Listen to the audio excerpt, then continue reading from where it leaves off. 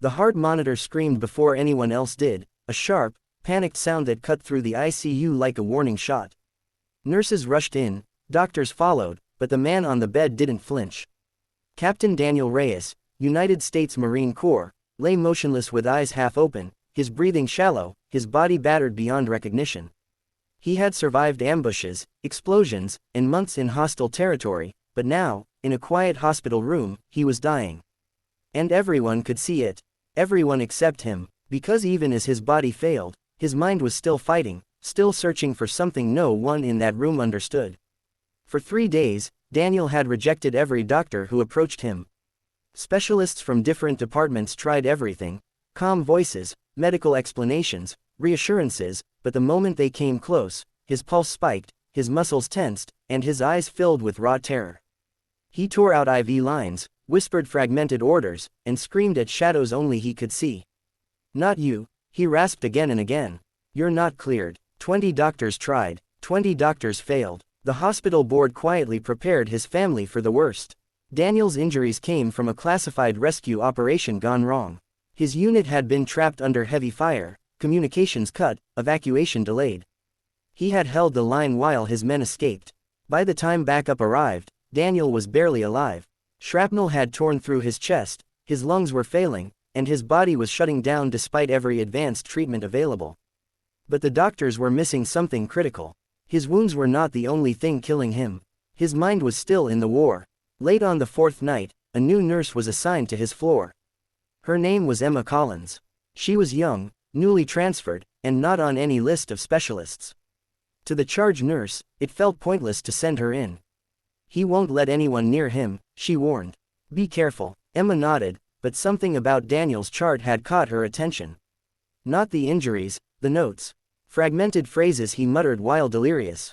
Numbers, letters, repeated patterns. To everyone else, it looked like nonsense. To Emma, it felt familiar. Emma stood outside the room for a long moment before entering. She didn't rush in with equipment or instructions.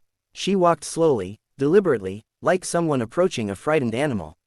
Daniel's eyes snapped toward her instantly, sharp despite the drugs, his breathing quickening. His hand twitched as if reaching for a weapon that wasn't there. "I'm not a doctor," Emma said softly, keeping her distance.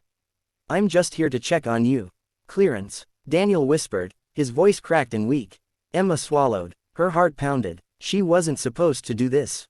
But she leaned closer and whispered back, barely audible, "Echo 7, Black Tide." The effect was immediate. Daniel's body froze. His breathing slowed. His eyes widened, not in fear, but recognition. A single tear slipped down the side of his face. His fingers relaxed against the sheets. "That's outdated," he whispered. Emma nodded. "I know. They changed it after Fallujah. But that's what you used to identify friendlies when comms were down. You kept repeating the first half. No one answered you." For the first time since arriving at the hospital, Daniel let out a long, shaky breath. "You're cleared," he said faintly. The monitors steadied. Alarms fell silent. Outside the room, doctors stared in disbelief as his vitals stabilized. Emma stayed with him, speaking quietly, grounding him in the present.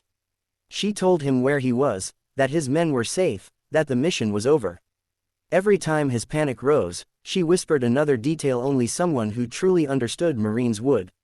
No, not classified facts, but culture, language, the unspoken bonds. She spoke to the soldier inside the broken body. Hours later, the attending physician returned and cautiously approached the bed. Daniel didn't fight this time.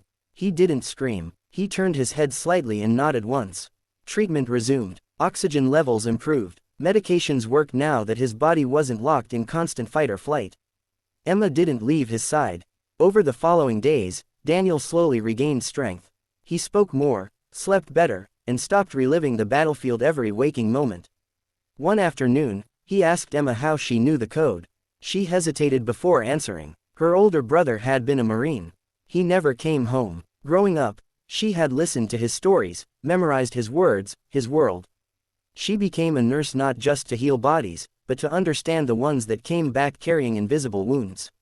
When Daniel was finally stable enough to be transferred out of the ICU, he reached for Emma's hand. His grip was weak, but firm with meaning. "You didn't save me with medicine," he said. "You saved me by reminding me I wasn't alone." Weeks later, Daniel walked out of the hospital under his own power. His recovery would be long, his scars permanent, but his spirit was intact. Before leaving, he stopped by the nurse's station and saluted Emma. Not as a patient, not as a man in debt, but as a Marine acknowledging someone who had his back when it mattered most. The story of Captain Daniel Reyes spread quietly through the hospital, then beyond it. Not as a miracle cure, but as a reminder. Healing isn't always about the right equipment or the highest credentials. Sometimes, it's about listening deeply, understanding fear, and speaking the one language a broken soul still trusts. And sometimes, the smallest voice in the room carries the code that brings someone back from the edge.